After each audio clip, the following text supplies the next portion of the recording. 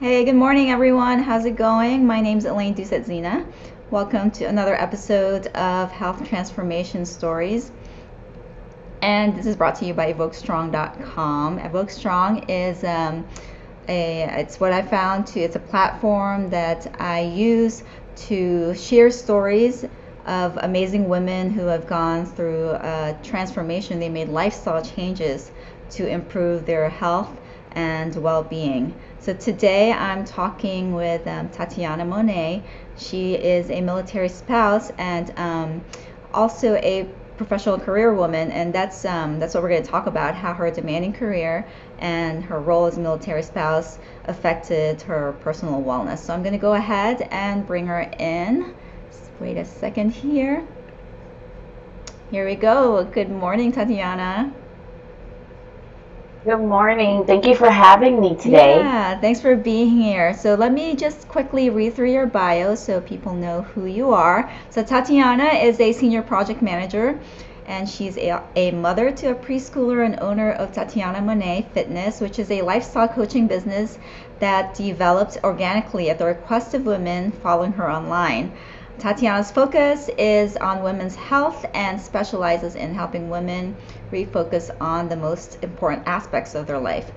And Tatiana enjoys training hard as well as enjoying time with her family. And when she's not working, you'll find her in the kitchen whipping up meals with her daughter. So, welcome, Tatiana. Thank you. It's good to be here today. Yeah, it is. So, I'm in San Diego, and you're also in San Diego, right? I am. That's very rare Yeah, that I have exactly. like a podcast with someone who's also in San Diego. Oh, wow. We're all over. Yeah, that's great. So let's start with, I read your article at Independent, and that's how I got to know who you are. You talked about at age 23, you entered into a professional career. So let's start with that.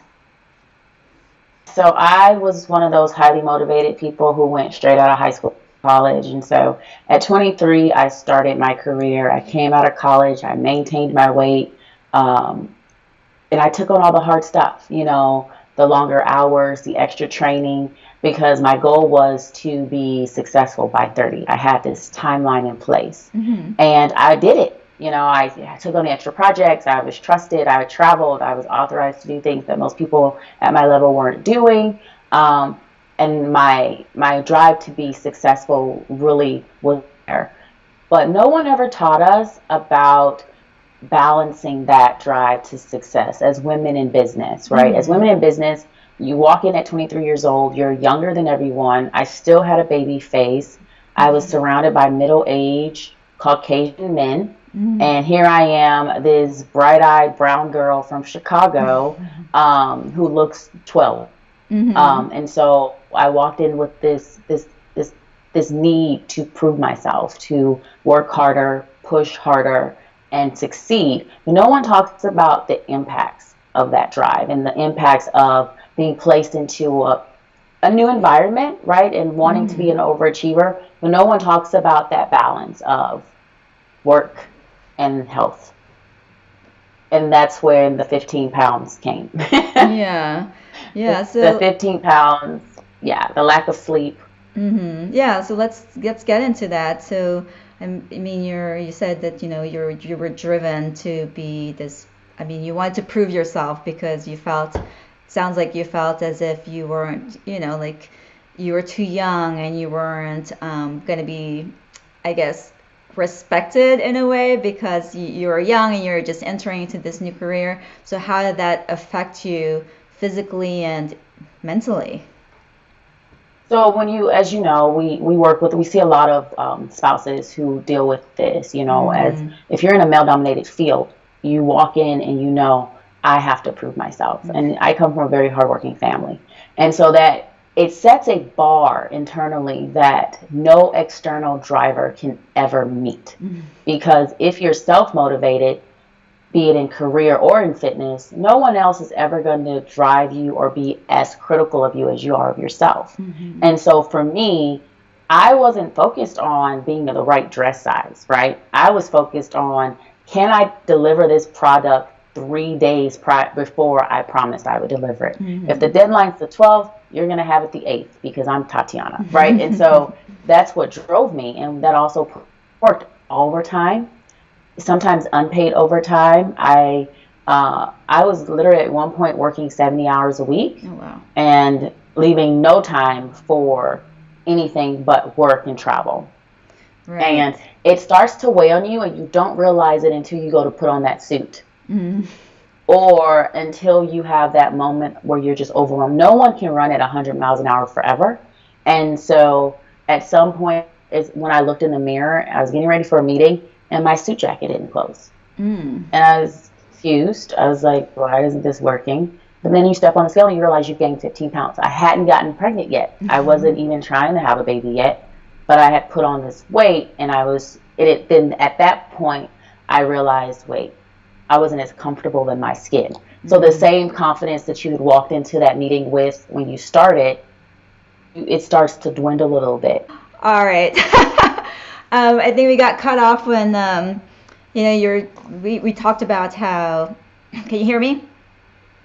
Yes. Okay. Yeah, you were talking about how, the confidence wanes because all of a sudden you wear your suit and your jacket and it didn't fit correctly. So now you're at this place where you're still trying to, prove yourself, but then part of your confidence is gone because now you're kind of like concerned about this weight gain. And then you have the weight gain, and then what you don't realize is you're not actually eating. When you gain weight and you're not eating, it's mm-hmm. one of the most confusing things ever. And mm-hmm. it wasn't that I wasn't eating because I was trying to lose weight. Right. I wasn't eating because I would forget to eat, right? Mm-hmm. You would get up in the morning, you rush out, you go to meeting A, and then you may eat maybe a donut if there's something to eat in the meeting. Right. You eat the donut they provide you, and whatever stale coffee you're offered. You go to lunch if you're lucky, and then you find yourself eating takeout for dinner because your priority is get the deadlines done. You're making such Meet those deadlines. Yeah, you're making such a good point, and a lot of people can relate to this because just the business of you get so focused on work. I mean, everything else really just is on the wayside. So at what point? So you realize that jacket didn't fit. At what point did you start thinking about I might need to make some changes? The turning point for me was I had a hormonal check done. One of my, the routine women's visits. Yeah. I was starting to, the doctor always, when you have unexplained, as they call it, weight gain, they run the panels. And everything was normal, but my hormones weren't great. Some of my female levels were off. And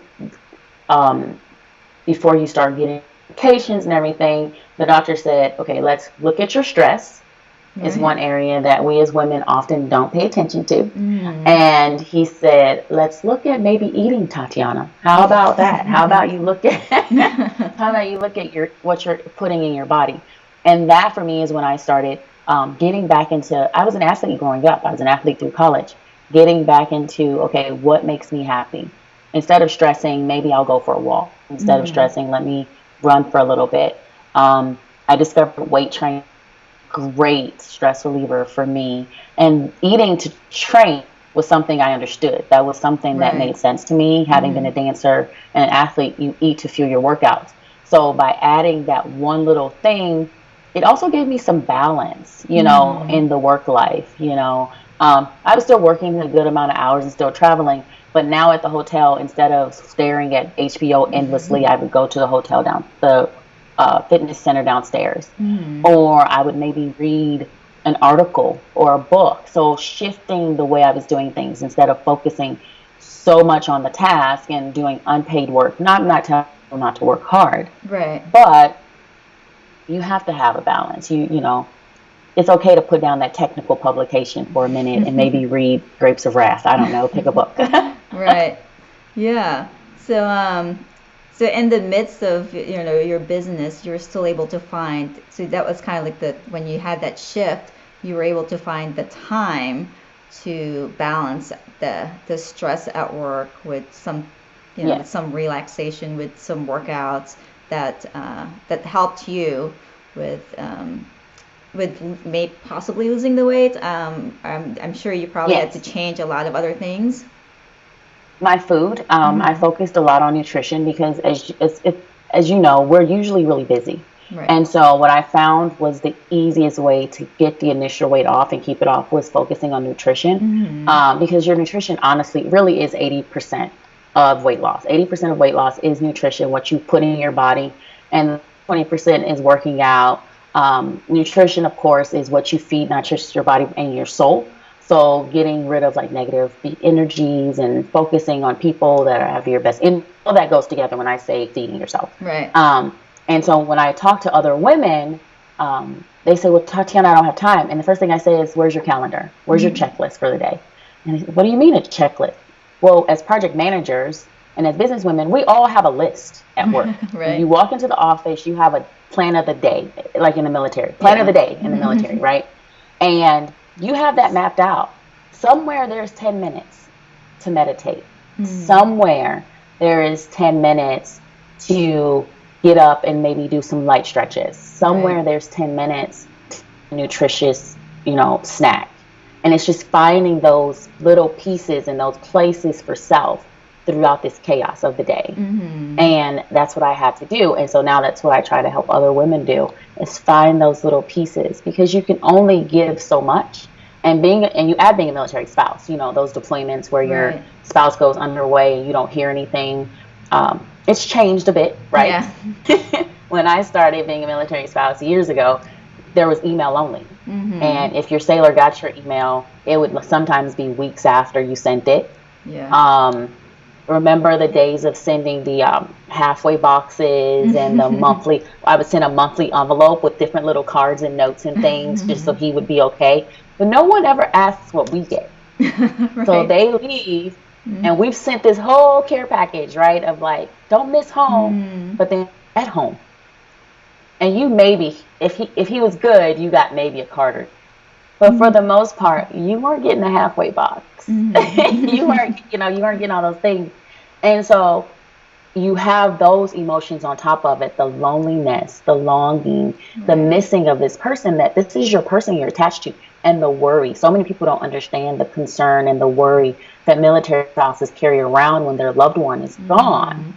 And then you have this job and you have these children and you're expected to like balance it and stay sane. Right. And so that's why when I wrote the article, Showing Grace with Yourself on Your Wellness Journey, it came from a place of truth and authenticity, because at some point you have to say, society standards don't fit my life. These Facebook moms are great. These Instagram moms, wonderful. So happy for you. But not all of us are staying at home, and not all of us have perfect children. My daughter's 4. Woo, the tornado. No one prepares you for the tornado. They talk about 2. Who talks about 4? Not many people talk about the 4, right? And I think it's because they want to trick us. I think it's a trick, all of it. And I feel like there's these unrealistic expectations that we not only set for ourselves, like I did when I started in industry. I said, I'm going to be the best. And I still to this day strive to be the best. But I'm striving to be the best holistically and not just in one area of my life. And I think that it's we women like me and you change that conversation, it's going to help so many other women following us and those that are where we are now shift to a healthier mindset. Right. And that mindset is going to drive our overall health. I know women that struggle with weight gain for the same reason that I struggled with weight loss. Women that, Tatiana, I can't gain weight. And it's their stress. And their thyroid is out of control because of stress and that. And so we deal with a lot. And it's just a matter of taking that time for ourselves. Yeah. I just have to say that over again. Yeah, find that 10 minutes. It's so true. It's just like you said, like women in society. There's a lot of like, I would say like expectations and like expectations from society, but then like you said, expectations, we put so much expectations on ourselves and sometimes, we can't meet it, and then we get harder on ourselves. And that's what I like about your article about, having grace and being kind to ourselves if you don't meet that expectation. And I was thinking about that this morning because like my daughter had a field trip this morning, and I told her, because I have a bunch of things I need to do today, I was like, I can't go, I'm sorry, and she's crying. And so I'm like, I feel guilty, and I'm also sad, and that made me feel horrible. And I'm just like, okay, I just need to be kind to myself right now, because I can't do too many, like I can't be there, and I have to be able to do like these other things that I need to do for myself. And so this just kind of like but I totally understand where that's coming from, and just finding that balance, and like you said, that mindset, that we need to find that mindset to take care of ourselves too, and that a lot of it is also from stress. And I like that you pointed that out, that someone that you've worked with is having problems with weight gain because of stress, and how it affects like our hormones in our body, and it's something that we need to also be aware of. So thank you for that. So you're this professional career woman. How did you get into your own business for Tatiana Mone Fitness? That was a fluke. I have an MBA in finance, and so I finally had my miracle baby. That I never thought I would get pregnant because of my hormone issues. They said that I would need to be on hormone therapy and things like that. And me being the reader and the researcher I am, I said, let me figure this out naturally as best I can. And so between exercise, nutrition change, and stress reduction, I had a surprise pregnancy. Did not know that it would happen for me, and it did. And so I was actually training very hard, and I was going to do a fitness competition when I got pregnant. So I got pregnant, I was 142 pounds. The morning that my daughter was born, I was 185 pounds. So I gained 43 pounds during my pregnancy, which in theory is not a lot, but I don't have a lot of, I wasn't a curvy woman. So 43 pounds on my stick figure frame was not cute. Right. So you give birth, right? You have the stomach that's distended, that no one tells you what you're going to look like. That's another conversation we need to have. No one warns you about that flabby, muscle-less body that you have after your baby's born. It's almost like, look, I'm pregnant, I have a belly. Oh, it's so cute. And then after you're not pregnant, you still have a belly, but it's not so cute. And then the biceps you used to have are gone. Everything's soft, right? You're squishy after you have a baby. Now, yes, ladies, on Instagram and Facebook, you will see these women who are beautiful. And they maintain abs, like you'll see abs on the side, and like no stretch marks. That wasn't me. That was not me. That's not my story. My story is just like yours and most women. I gained weight everywhere. My butt was big. Right. It was huge. And I looked in the mirror, I want to say 6 months postpartum, and I was like, who is this person? Like my boobs were like double D's, and like I was just... And I was exhausted. Like the exhaustion of the first trimester, the fourth trimester is what I like to call it, that period after childbirth. That first 4 to 6 months after you have a baby, I call it the fourth trimester. It's the longest trimester. Right. But it's that period when you're acclimating to motherhood. And I don't think we prepare women enough for that. Not only do you have this new person that was inside of your body for 10 months who is attached to you, and they want nothing more than to be next to you because you are all they smell and know. You now have this body and these hormones that you are not ready for. And I was like almost depressed. Like I had a moment where I was like, I can't do this. I'm tired. I'm depressed. I'm breastfeeding. And I love nursing. But that first like 3 months of nursing was excruciating. And it wasn't painful because I worked with lactation. It was just the lack of sleep and the lack of support. Because being military spouses, a lot of times we don't have our families close. So I gave birth. My family came to see me, but I didn't have that traditional. My family's very traditional. I didn't have that 2 months of women in my house doing things for me. Right. I very quickly became everything again after my family. And I said, I got to do something. I have to be better for her. If I didn't go back to work until 16 weeks post, 16 or 18, I can't remember exactly. And that was a blessing.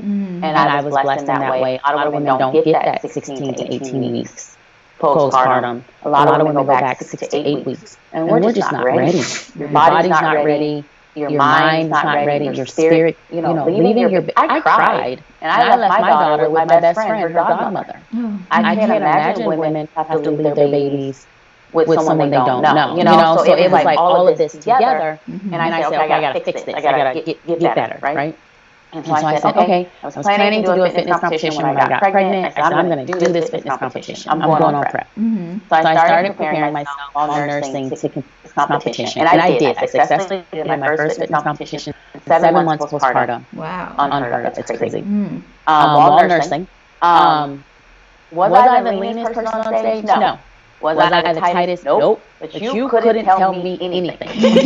Yeah. You could not tell that I wasn't the best on the stage. But women, I originally started my Instagram page just for my friends and family to follow this little crazy plan I had. Right. And women started to ask questions. They started to inquire about, well, how are you doing this? What should I look like? How are you balancing everything? Right. And someone said to me, Tatiana, maybe you should start helping women who want to get healthy after pregnancy. And I said, well, I don't want to just be a mom coach. And I said that, like, yeah, I don't want to just coach mom. What? Right. And I struggled with that even in my business for a while. Because I didn't feel like I related to the traditional idea of a mom, right? Because I worked, I was out of the home, my daughter had to go to daycare. Oh no. So I can't be, I didn't fit that mold of the social media mom that's, with her kids on the hip all the time and at home. Of course, that's what I wanted to do, but I had work, right? Yeah. And I decided to get my health coaching certification because I'm a nerd. And that's what nerds do. Yeah. When you have an idea, you're going to learn more stuff, right? Yeah. And I did my health coaching certification, and I decided to get a specialty in prenatal and postpartum health coaching. Wow. And that's when Tatiana Mone Fitness was born. It was born out of my own journey to health and wellness after my daughter, which is why the article for Independent was so cool for me to write, is because most people don't really know that my journey started before my daughter. It started when I entered my career. Right. And then when we have our children, there's a whole nother chapter, right, Yes. of the health journey that happens. And so Tatiana Mone Fitness, if you look at the logo, it's actually me posing in a prenatal photo and then my first competition photo. And it's the silhouettes are in the TMF logo. So I guess I was always meant to be a mom coach. I just didn't know it. Yeah.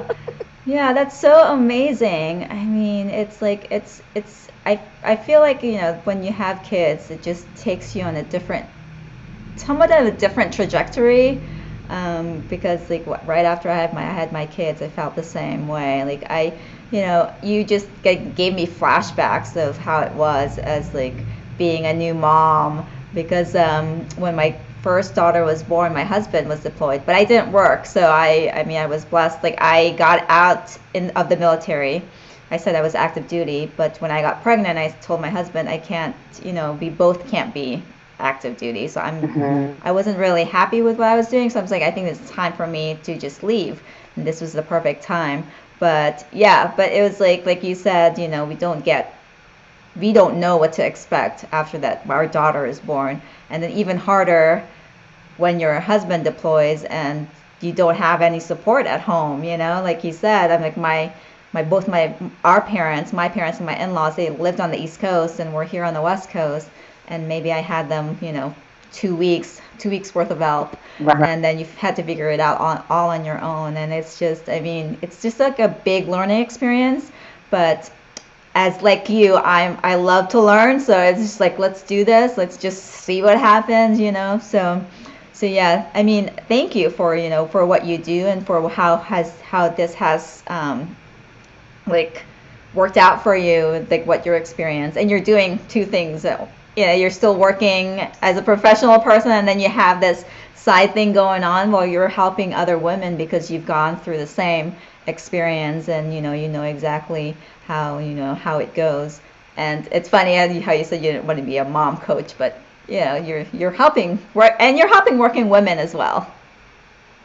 Yeah, it's crazy because there's such a stigma. When you're in the corporate world, mom, like the word mom in corporate, sometimes, like when I first started, it was like, oh, you have a kid? Mm-hmm. Oh, don't give that project to Susie. You know what I mean? Because, Susie has, it was just, and it wasn't even that it was an outspoken stigma. I really think that some of those old ideas, we're still holding on. Mm-hmm. But now moms, we're doing everything. Mm-hmm. We can stay home and run businesses. We can go to any corporation, put on our stilettos and our pencil skirt, get it done, and then be at soccer practice at the end of the day. And so what being a mom coach has done has forced me to remove limitations on myself. Mm-hmm. Because I never put those limitations on other people. Right. I placed them on myself. Mm. We all, if a girlfriend comes to us and says, oh my God, I'm so fat, you're not going to tell your girlfriend, yes, you're fat. Mm-hmm. No one says that. Right. Everyone says, you're doing your best, you look amazing. Mm-hmm. But if you look in the mirror, you will tell yourself you're fat. Yeah. And so for me, this journey is becoming a mom coach and owning that, Tatiana, you're a mom coach. Mm-hmm. And that's been me allowing myself to accept myself where I am and realize how awesome it is. Dude, I'm a mom coach. Yeah. Oh my gosh, I love that. That's pretty cool. Yeah, I love that. Just like accepting where we're at, just where we're at, and again, like giving grace and being kind to ourselves. I mean, you're doing it, and it's a good message for everyone out there, for all the moms and all the women who do it all. Like you said, just working all day and then being at home and taking our kids to their who knows how many activities. I try to like lessen the activities my kids have, and I'm just like, so, but you have to. Yeah. Because I don't know how stay-at-home moms do it. Like, I actually joke with some of my girlfriends in one of my other Facebook groups. And one of my friends, she wrote out what her day was. And she had done like way too many things by noon. Right. And I literally commented, I'm too lazy for this, I'm going to work. That's what I wrote in the comment. And they all cracked up laughing because what stay-at-home moms do during the day, it's just reading that list is exhausting. Right. Yeah. It's exhausting. Yeah. And you don't get, I feel like we don't give each other enough credit. Mm-hmm. And we have to do that. And being a mother is probably the most important job there is. Mm, yeah. And we're all just doing our best. Yeah, definitely. Well, I thank you for taking the time out of your day to do this. And I guess we didn't have any other interruptions, so that's good. Right? Yes, I'm not popular today. But yeah, thanks for taking the time out of your day. Is there any advice that you'd like to give for? I like to ask for any advice you'd like to give for someone who's who's kind of like on the fence of making some changes in their lives, kind of just like contemplating like lifestyle change. Maybe it's hard. Maybe like you're a working mom and you just don't have time. What kind of advice would you like to give? For anyone who, if you're already considering lifestyle change, that's your answer. Right. If you're looking at your life and you're saying, maybe I should, then that's the answer. Mm. Remove the maybe and recognize that the I can. Shift from maybe I should and shift to I can. Because this is no different from everything else in your life you were told you couldn't do or you thought you could do, that you overcame. Because think about how many times you thought you couldn't and you did.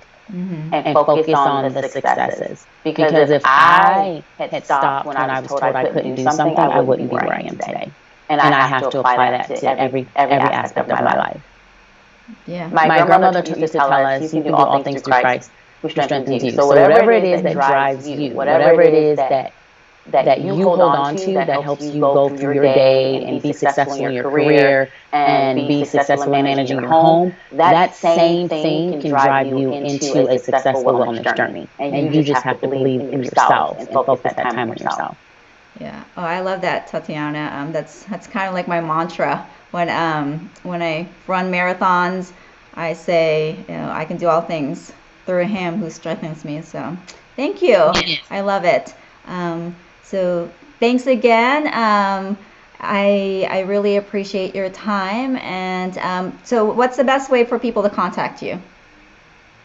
Yes, so if you want to talk to me, I have my Facebook page, which is facebook.com/Tatiana Mone Fitness. You can also find me on Instagram at Tatiana Mone Fitness. And if you want to email me directly, it's just tatianamonefitness@gmail.com. I am taking on new clients. I'm going to be doing a beta this year focusing on postpartum recovery, and I'm going to call it Restore, and we're going to focus on recovering and rebuilding our core and our pelvic floor, as well as getting into healthy habits to help us balance this new life that we have. Oh, wonderful. That sounds really good. Yeah, thank you. So I'll have all of Tatiana's information in the show notes as part of this. Well, it'll be a recording after this. So thank you again, and I'll catch up with you next time. Thank you so much for having me. Have a wonderful day. Yeah, you too. Bye-bye. Bye.